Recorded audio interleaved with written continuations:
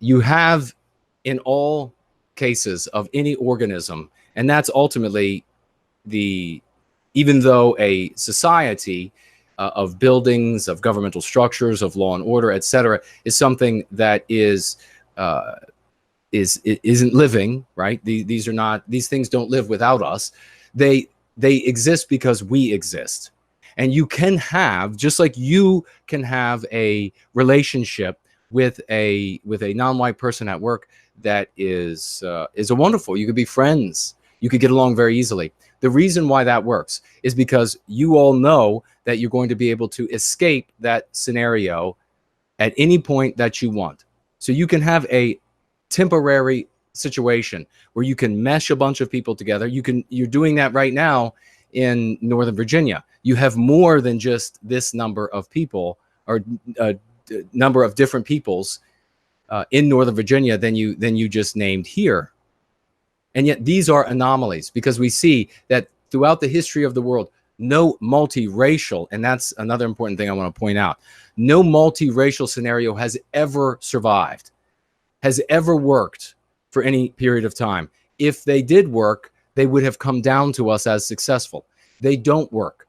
The only reason they work is for a time, briefly for a time, just like is happening in Europe today. I mean, you can name these countries, but you could also name America.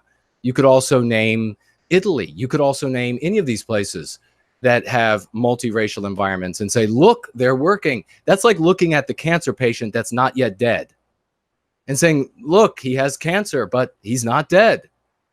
He's not dead yet. So isn't cancer fine? No, cancer is not fine, because we can see where cancer goes. We can see where multiracial society goes.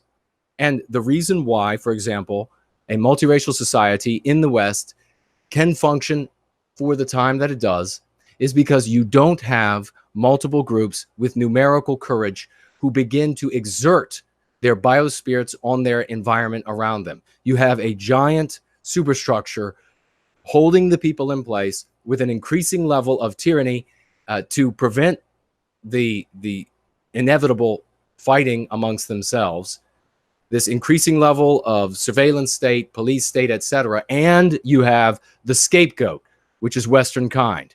Don't be mad, Mr. India from Indian, at your failures here or there. It's all the white man's fault. Don't be, don't get angry at the Pakistani who you normally have a real issue with back home, or you would normally have an issue with, because the white man is causing both of you problems today. That is the reason why. Those are some of the main reasons. Of course, there is a lot of discussion in both of those things I just stated that if we had the time we could go into. Maybe we'll do a show in and of itself and we could talk about that. But those are the main reasons why that these things work for a time, in the same way that a cancer treatment will work for a time before you're dead. And the only way the cancer treatment is successful is when the cancer is gone. So we don't have a multicultural environment. We have a multiracial environment. That's important to say. Folks, if you don't know history, you're doomed to repeat it again and again. I cannot do your study for you. If you don't have the time to look into history and see everywhere there has been a multiracial environment throughout history, it has failed. No multiracial empire has ever blossomed into some sort of glory. It's always been monoracially. They become empires, multiracial, and they fall apart. Different rulers have tried different ways of managing different biospirits. Whether you believe we have souls or not, we are in the bodies of animals. And just like every other animal on planet Earth, we have instincts. The big differences between the races, and this is something that we in Going Free know that in the rest of the white positive sphere, they don't know. They want to talk about IQ all the time. IQ is not the difference. If the average IQ for a white person is 100, and you find a white person whose IQ is 80 or 85, that white person isn't suddenly a black person. If the average East Asian IQ is 104 or whatever it is, the A white person with an IQ of 104 doesn't become an Asian person. The difference is in the instinct. And that is a crude way of saying biospirit. That is the difference. What we manifest, what we resonate with, what we find beautiful, what sings with our soul. That is the real difference between the peoples of man. You cannot mesh them together. It's never worked. It's always temporary.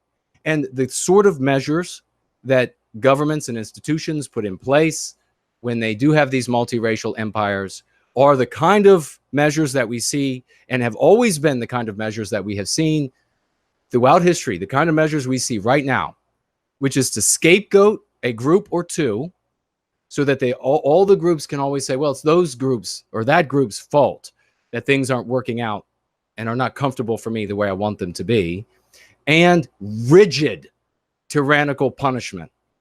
I have seen white papers, and many of you have read them as well, from different groups preparing for the inevitable in the United States. And I'm sure the exact same has been said for all of the other Western countries about the anticipation of these governments for the, we can call it warfare, for the inevitable friction.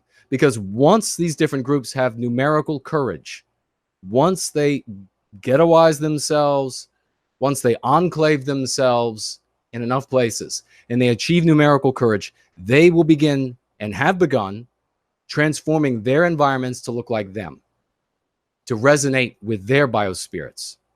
Then that sets up a cultural arms race, a biospiritual arms race.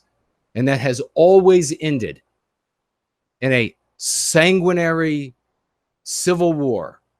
And you can look throughout history at this happening. The different factions finally having enough numerical courage that they are fed up with the other. There's no such thing as multiculturalism. There's no such thing because that non-white person's culture that resonates with him doesn't resonate with you. And your Western culture doesn't resonate with him. And once he feels confident enough in his numbers and in the strength of his people, he's not going to put up with you anymore. He's not going to put up with your Western civilization and norms anymore. You could just look to these places across Europe, across the United States, where they have already altered everything to reflect themselves. They have their own police. Our police are even afraid to go in there. You can just look to it already happening, and it grows exponentially. And that is when things will get very violent. That is why the governments in these ruling over these multiracial environments have to continually up the tyranny to keep the peoples from fighting.